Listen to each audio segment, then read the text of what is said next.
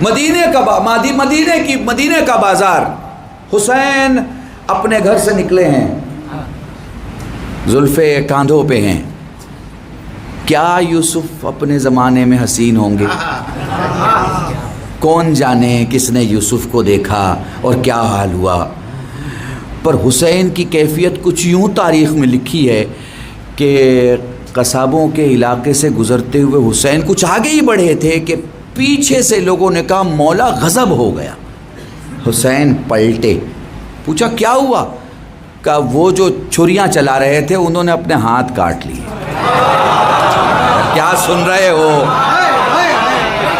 انہوں نے اپنے ہاتھ کاٹ لیے. اب جب مولا قریب آئے، وہ جس کا ہاتھ کٹا تھا وہ زخم چھپا رہا تھا کہ دکھائیں نہیں مولا. مولا نے کہا پریشان نہ ہو، ہاتھ بڑھا، ہاتھ پہ ہاتھ رکھا اور ہاتھ کھینچا تو جو زخم تھا وہ ختم ہو گیا. جو کٹا ہوا حصہ تھا وہ جڑ گیا، جو کٹا ہوا حصہ تھا وہ جڑ گیا. پھر واپس کہہ رہا ہوں، جو کٹا ہوا حصہ تھا وہ جڑ گیا. پھر واپس کہہ رہا ہوں، اگر تم نہیں سمجھو گے تو کوئی نہیں سمجھے گا. جو کٹا ہوا حصہ تھا وہ جڑ گیا. اے میرے مولا حسین، جب تو گزرا تھا اور جب وہاں ہاتھ کٹا تھا تو واپس کیوں پلٹا؟ آواز آئے گی قلب رشید تاکہ قیامت تک آنے والے میرے جوانوں کو یقین ہو جائے کہ جو میرے لیے زخم کھائے گا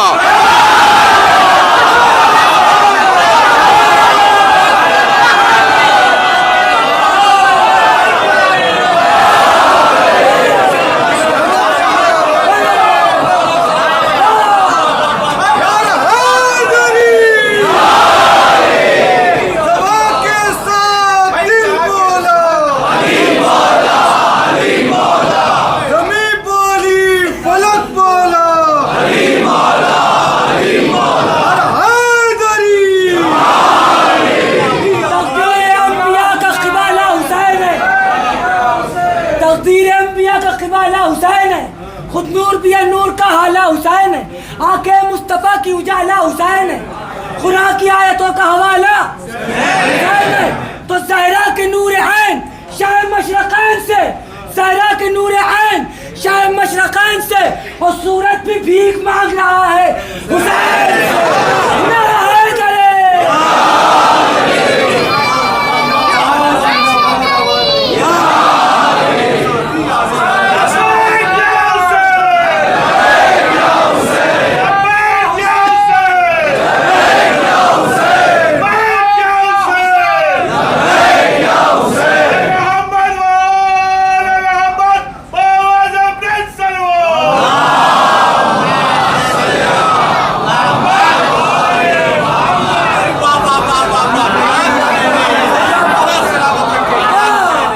جو کوئی بھی حسین کے لیے زخم کھاتا ہے، ایسا مت سمجھنا کہ اس کا کوئی والی و وارث نہیں ہے. خود حسین والی و وارث، خود حسین. مگر ایک بات یاد رکھنا، چونکہ عقل پہلا جملہ ہے میرا، شیعت دوسرا ہے اور حسین تیسرا ہے. دیکھو، ہر چیز کا ایک طریقہ ہے کہ نہیں ہے؟ آپ نماز کیسے بھی پڑھ سکتے ہیں کیا؟ وضو کیسے بھی کر سکتے ہیں کیا؟ غسل کیسے بھی کر سکتے ہیں کیا؟ تیمم کیسے بھی کر سکتے ہیں کیا؟ حمام ہے آپ کا، پانی ہے آپ کا، آپ موجود ہیں، آپ جیسے چاہیں پانی ڈال کے غسل کر سکتے ہیں کیا؟ نہیں کر سکتے نا. تو جب نجاست بھگانے والی چیزیں بنا اصول کے نہیں، بنا طریقے کے نہیں، تو طہارت لانے والی چیزیں بنا طریقے کے کیسے ہو سکتی؟ بہت بڑا جملہ کہہ رہا ہوں، اللہ کی قسم بہت بڑا جملہ کہہ رہا ہوں. ہر چیز کا ایک طریقہ ہے، ٹھیک ہے؟ ہر چیز کا ایک طریقہ ہے. ویسے ہی ماتم کا بھی ایک طریقہ ہے. آپ کو وہ طریقہ اس لیے نہیں بھولنا ہے کیونکہ وہ طریقہ خود آپ کے معصوموں نے بتایا ہے. سمجھ رہے ہیں آپ میری بات؟ اچھا ایک بات بتاؤ، معصوم کی گفتگو ہو رہی ہے،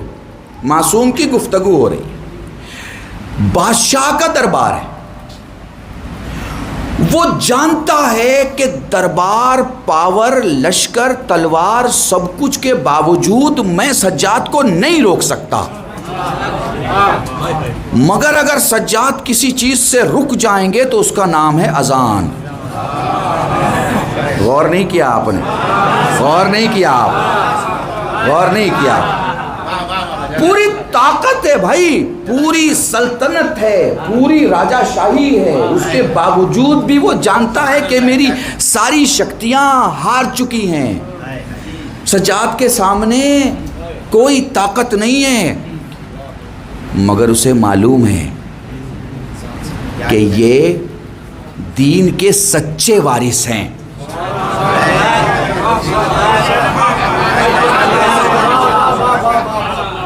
اذان سن کے مجھ پہ فرق نہیں پڑے گا مگر ان پہ پڑے گا۔ میں نے بہت بڑا جملہ کہا ہے اور میری تقریر کے اس جملے کو یاد رکھنا اور غور سے سننا۔ اذان کا اثر کس پر ہوگا؟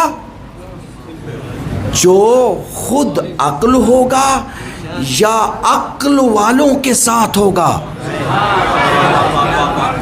اور اگر ان سے الگ ہے تو اس پہ اذان کا اثر نہیں ہوگا۔ خوب ماتم کرو، خوب ماتم کرو، بھول جاؤ کہ تمہاری پسلیاں ہڈیوں سے بنی ہیں۔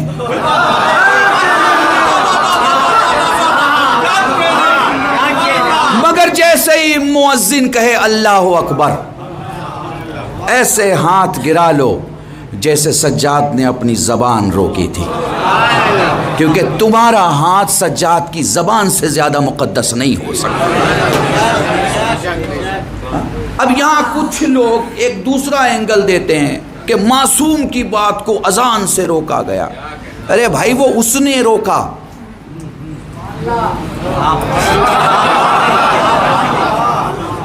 مثلا جنرلی کیا ہوتا ہے، ہم مولویوں کو دوپہر کی مجلس میں 40ویں میں جب بلایا جاتا ہے تو 10 بجے کا اعلان ہوتا ہے، اور ممبر پہ مولوی کو بٹھاتے بٹھاتے، ذرا ٹائم دیکھ لیجئے گا کہیں میرا زیادہ ٹائم نہ ہو گیا ہے نا، تو مولویوں کو بٹھاتے بٹھاتے 11:30 پونے 12 ہو جاتا ہے۔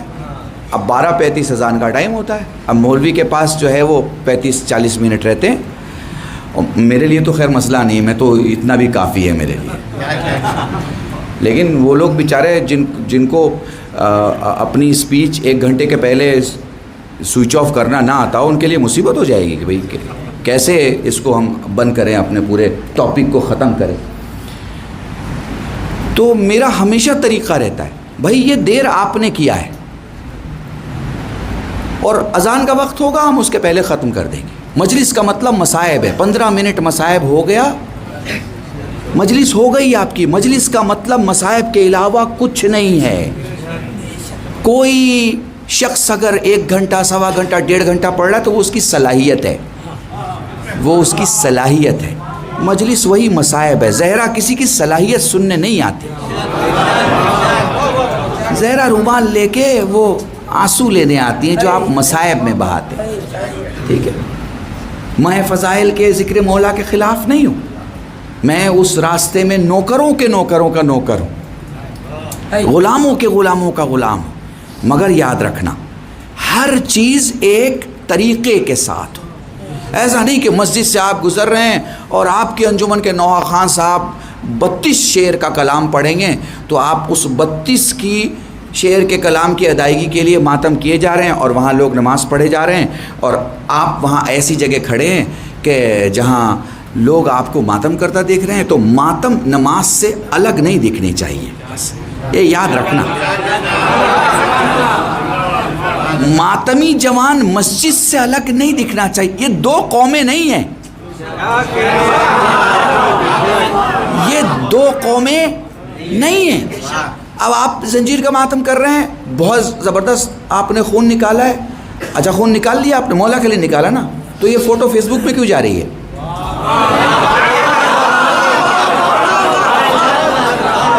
آپ مجھے سمجھا دیجئے، مجھے ایک لاجک دے دیجئے کہ آپ نے یہ تو مولا کے لیے نکالا تھا، تو مولا کے لیے نکالا تھا، بہہ گیا، آپ چپ چاپ اپنے زخم کو آپ چھپائیے اور چلے جائیے، ٹھیک ہے نا۔ یہ فیس بک پہ کیوں جا رہا ہے؟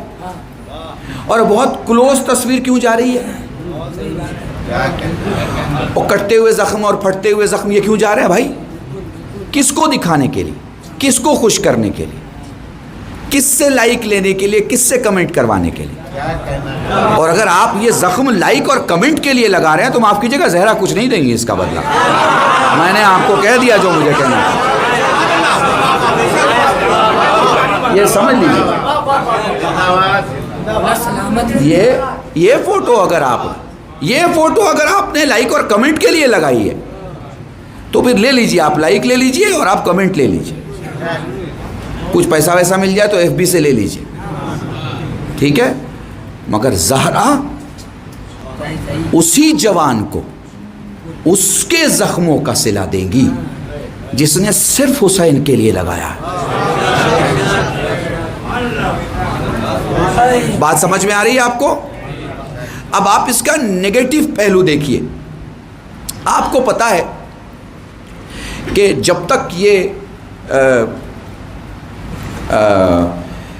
اسلامک آتنکواد کا لفظ میڈیا میں نہیں آیا تھا تب تک ویسٹ کی پوری دنیا ہمارے خلاف تھی, اور ہمارے خلاف جو ایویڈنسز جمع ہو رہے تھے وہ ایویڈنس اس طرح جمع ہوتے تھے کہ صاحب یہ ایسی قوم ہے کہ جس کا خود پہ ہی کنٹرول نہیں رہتا, یہ اپنے آپ کو ہی مارتی ہے. آپ سمجھیے, ایک عزاداری کی خوشبو ہے, ایک عزاداری کی حساسیت ہے, ایک عزاداری کی فیلنگ ہے جسے آپ سمجھ سکتے ہیں, آپ کے علاوہ کوئی نہیں سمجھ سکتا. میں یہاں خطابت کے جملے استعمال نہیں کر رہا ہوں, وکالت کے جملے استعمال کر رہا ہوں. آپ کی ماں ہے, آپ کے باپ ہیں, آپ کا سگا بھائی ہے, آپ کا خون ہے, یہ آپ سمجھ سکتے ہیں, دوسرا اسے نہیں سمجھ سکتا.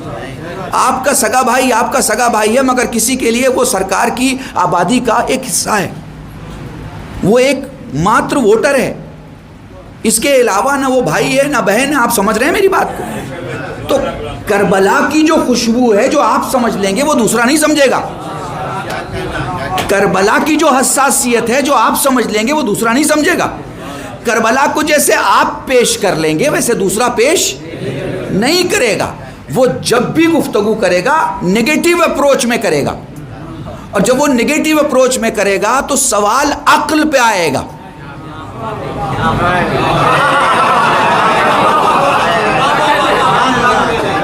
جب وہ نیگیٹو اپروچ لے گا تو سوال عقل پہ آئے گا, اور جب سوال عقل پہ آئے گا تو یہ ساری ایف بی میں پھیلی ہوئی تصویریں ایویڈنس بنیں گی. کچھ بات سمجھ میں آ رہی ہے آپ کو؟ یہ ساری تصویریں ایویڈنس بنے گی. جب یہ ایویڈنس بنے گی تو آپ کو پتا ہے جو لوگ تھوڑے بہت پڑھ لکھ جاتے ہیں اور ان کو کوئی بہت بڑا کام نہیں ملتا تو لندن جا کے کتاب لکھنا شروع کر دیتے ہیں.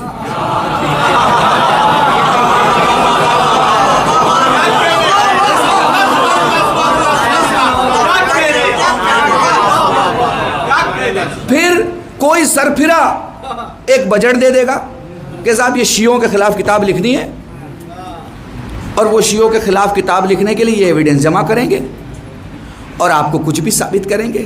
اس لیے آپ فیوچر میں آنے والے 100 سال کے بعد کے جو شیعہ جوان ہوں ان کے لیے ایک ایسا ماحول کھڑا کریں کہ انہیں عاقل کہا جائے, عاقل کے سوا کچھ نہ کہا جائے.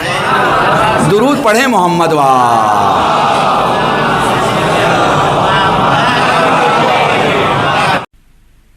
علی امام